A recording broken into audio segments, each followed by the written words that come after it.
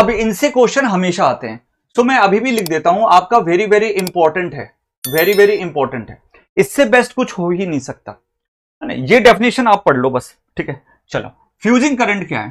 Fusing current वो minimum current है, the minimum current at which minimum current at which the fuse wire starts to melt, ठीक है। तो जब ये मेल्ट करना शुरू हो जाती है तब हम बोलते हैं फ्यूज। मान लीजिए कि मैं ये लेके आता हूं, फ्यूज लेके आता हूं, इसका रेटिंग 10 एम्पियर है, तो ये फ्यूजिंग करंट 10 एम्पियर से ज्यादा होना चाहिए या कम होना चाहिए? भाई रेटिंग 10 एम्पियर है, आप खुद सोचो, 10 एम्पियर तक करंट अच्छे से हैंडल करेगा।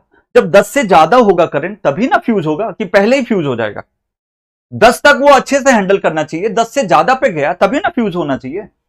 तो उसी चीज को बताया जा रहा है बेटा, fusing current is nothing but कि भाई ये मिनिमम फ्यूज करंट है, मिनिमम करंट है जिसपे फ्यूज वायर मेल्ट होना शुरू होती है। क्या मैं ये बोल सकता हूं, it is obviously more than rating of the fuse, rating current of the fuse. अरे हाँ है ना, rating current of the fuse मेरे बच्चों, कि जो हमारा फ्यूज होता है उसका जो भी एग्जांपल XYZ जो भी एग्जांपल है वो कितना है, मान लीजिए कि कुछ भी, तो रेटिंग करंट मान लीजिए कि 5 एम्पियर से 63 एम्पियर डोमेस्टिक के लिए यूज करते हैं, तो मान लीजिए कि आपका 50 एम्पियर है, तो 50 एम्पियर तक के करंट को अच्छे से हैंडल कर रहा रेटिंग है, बट उससे ज्यादा करंट हुआ तो फ्यूज हो जाएगा। इसका मतलब मैं यदि बोलूं fusing current is more than, always more than rating of the current, ये ध्यान रखना है, ये आप अपने दिमाग के अंदर बैठा के रखो, बहुत इंपॉर्टेंट चीज बताई, ठीक है। अच्छा, ये फ्यूजिंग करंट डिफाइन किसके द्वारा होता है? ये एक फ्यूज लॉ के द्वारा डिफाइन होता है। किसके द्वारा डिफाइन होता है? फ्यूज लॉ के द्वारा डिफाइन होता है। क्या होता है मेरे बच्चों फ्यूज लॉ? फ्यूज लॉ ये बोलता है कि जो भी आपका करंट है वो होता है K/3/2। इसका क्या मतलब है? इसका मतलब है D is the diameter of wire, diameter of wire, जो भी आपकी वायर होगी उसका डायमीटर है, और K जो है वो आपका कांस्टेंट है, K आपका कांस्टेंट है। ये कांस्टेंट बना कैसे? इसके अंदर कुछ ना कुछ वेरिएबल, जैसे रजिस्टिविटी, मटेरियल, जो भी पर्टिकुलर मटेरियल आपने ऑप्ट किया, मटेरियल बोल सकते हो, तो रजिस्टिविटी और मटेरियल के अकॉर्डिंग ये कुछ कांस्टेंट वैल्यूएशन है। क्या आप फ्यूजिंग फैक्टर पे अपना कुछ कमेंट करना चाहते हो? सर फ्यूजिंग फैक्टर जो होता है FF बोलते हैं, वो होता है बेटा minimum fusing current divided by the rating of the current. क्या आप बता सकते हो कि ये 1 से ज्यादा होगा या 1 से कम होगा? Fusing current divided buy rating current, ये 1 से ज्यादा होगा या कम होगा? खुद देखिए, जब मैं रेटिंग ऑफ द करंट को नीचे लेके आता हूं तो ऑब्वियसली ये जो करंट है वो क्या आ जा रहा है, ये जो करंट है वो हमारा, ठीक है, वो हमारा क्या आ रहा है, ज्यादा आ रहा है, ठीक है ना। अच्छा, ये कितना ज्यादा हो सकता है? दिमाग में आता है कि सर ये कितना ज्यादा हो सकता है? 1 से ज्यादा तो है, क्या मैं 10 गुना ले लूं, क्या मैं 20 गुना ले लूं, क्या मैं 30 गुना ले लूं? नहीं, आपको हमेशा ध्यान रखना है for a good and immediate operation of fuse, ठीक है, it should be nearly equals to 1। क्या होना चाहिए बेटा? 1 के पास में होना चाहिए। मतलब यदि मान लीजिए एग्जाम्पल यदि मान लीजिए कि आई रेटिंग कितना है, 10 एम्पियर है, और आप चाहते हो कि मेरा जो वायर जो है किस पे पिघले, 12 एम्पियर पे पिघले, तो फ्यूजिंग फैक्टर कितना हो गया? 12 एम्पियर डिवाइडेड बाय 10, 1.2 हो गया। कितना हो गया? 1.2। अब आ जाओ मेरे बच्चे, इस कैरेक्टरिस्टिक को अच्छे से समझो।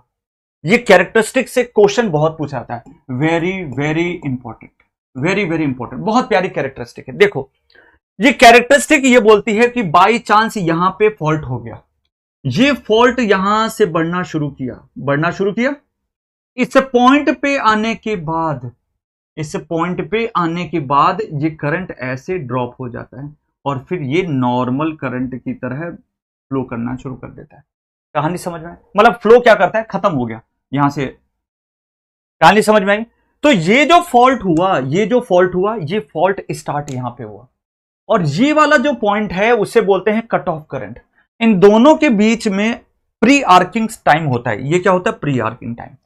जब मेरा कट ऑफ करंट और जब पूरा करंट जीरो हो जाता है, खत्म हो जाती है पूरी आर्किंग, तो उस समय के बीच में ये आता है, उसको बोलते हैं आर्किंग टाइम। समझिए दो सिचुएशन। पहली सिचुएशन नंबर 1, ये आपकी वायर लगी हुई है, कहानी समझ में? फॉल्ट हुआ, बहुत एकदम से बहुत खतरनाक करंट क्या हो गया? फ्लो होना शुरू हो गया, होना शुरू हुआ। तो हल्का हल्का ये जो वायर है ना, हल्का हल्का वायर जो है ना, वो पिघलना शुरू हो गया। ये देखो, हल्का हल्का खत्म होना शुरू हो गया। और कट ऑफ होने से पहले, ठीक है, ये पहली सिचुएशन। सिचुएशन नंबर 2, ठीक है, तो क्या यहां पे आर्क बन रही है? क्या यहां पे बिल्कुल कम होता गया, कम होता गया, कम होता गया, कम होता गया, हल्का सा ये खत्म होने के बीच में ये यहां पे कट ऑफ हो गया।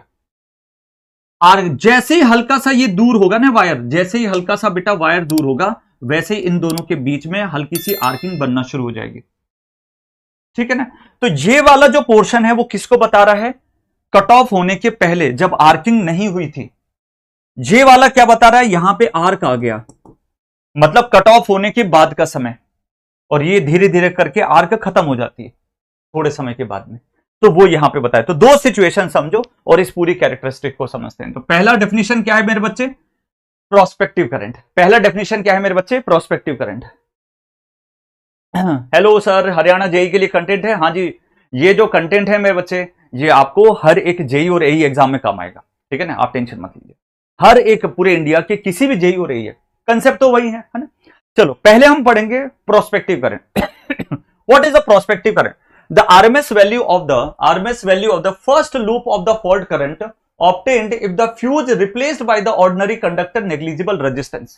क्या बोल रहा है कि भाई वो RMS value of the current जो first loop of the fault current obtain होता है। याद करो, सर्किट ब्रेकर मैंने पढ़ाया था और उसके अंदर शॉर्ट सर्किट की कैरेक्टरिस्टिक पढ़ाई थी। क्या वैसा ही फर्स्ट लूप में नहीं देखना पड़ रहा? क्या फर्स्ट लूप के अंदर तुमको मैंने मेकिंग कैपेसिटी पढ़ाई थी सर्किट ब्रेकर में? वैसे ही आपका ये फ्यूज काम करता है, वैसे ही आपका ये फ्यूज काम कर रहा है। ये जो फर्स्ट लूप होता है वो असिमेट्रिक होता है। क्यों?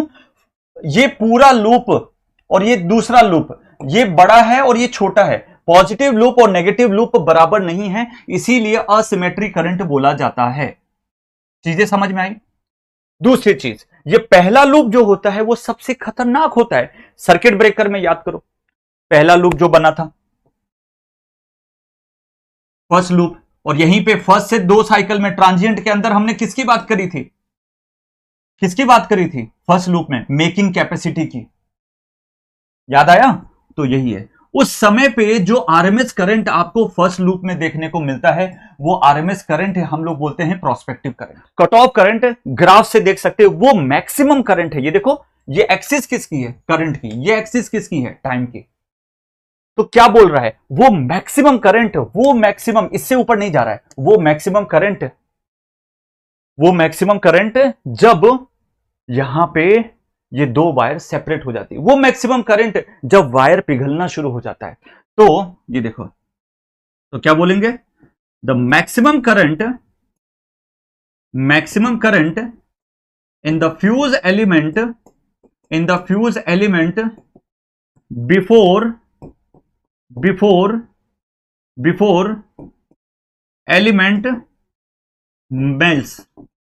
ठीक है, जब एलिमेंट मेल्ट होने के पहले जो मैक्सिमम करंट उस वायर से फ्लो हो सकता था, वही हमारा क्या हो जाता है बेटा?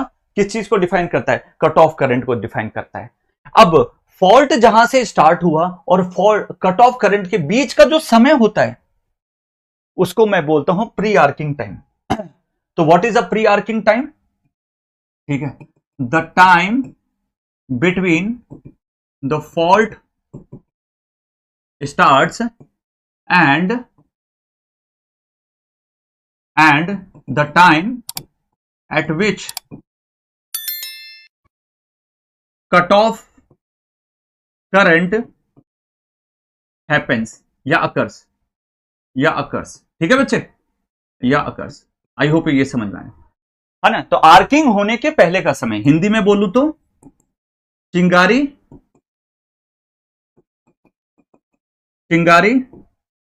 लगने के पहले का समय, ठीक है बच्चे। तो आर्किंग होने, देखो यहां पे मैं आपको बड़ा डायग्राम दिखा देता हूं। आर्किंग होने के पहले यहां पे आर्किंग नहीं हो रही है, इसीलिए प्री आर्किंग बोल रहे। कट ऑफ से जब आपका ये पॉइंट कौन सा है, आर्क जीरो, जब आर्क पूरी खत्म हो जाती है उसको बोलते हैं आर्क जीरो। क्यों सर? अरे मान लीजिए कि ये बीच में ये दो वायर कनेक्टेड हैं, ये वायर पूरी अलग हो गई, तो जैसे थोड़ा दोनों दोनों है ना दूर जाना शुरू करेंगे ना, ठीक है, लॉन्ग डिस्टेंस रिलेशनशिप की शुरुआत हो रही है, जैसे ये दूर जाना शुरू होंगे वैसे चिंगारी बनेगी, थोड़े समय के बाद ये खत्म हो जाती है। समझ में आया मेरी बात? तो वो जो समय होता है उस समय पे जहां पे चिंगारी देखने को मिलती है उसी को मैं क्या बोलता हूं, आर्किंग टाइम। तो आर्किंग टाइम क्या है?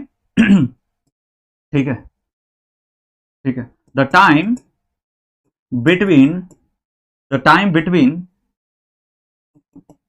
the time between at which cut off current occurs, जहां पे कट ऑफ करंट होता है, and final arc interruption time. ठीक है, जहां पे पूरा का पूरा जो करंट है वो इंटरप्ट हो जाता है, यहां पे पूरा करंट जीरो हो चुका है, पूरा का पूरा करंट जीरो हो चुका है। अब इसके बाद में आगे करंट नहीं देखने को मिलेगा क्योंकि वो पाथ पूरा ओपन सर्किट हो चुका है, इसके बाद में आपको करंट नहीं देखने को मिलेगा। ठीक है ना, कहानी समझ में आई? तो इस समय पे आपको क्या देखने को मिलता है, आर्किंग। तो उस समय पे क्या होती है बेटा, आर्किंग देखने को मिलती है। क्लियर? जैसे मान लीजिए ये वायर है, ये वायर थोड़ा जैसे दूर जाएंगे वैसे यहां पे आर्किंग देखने को मिलेगी।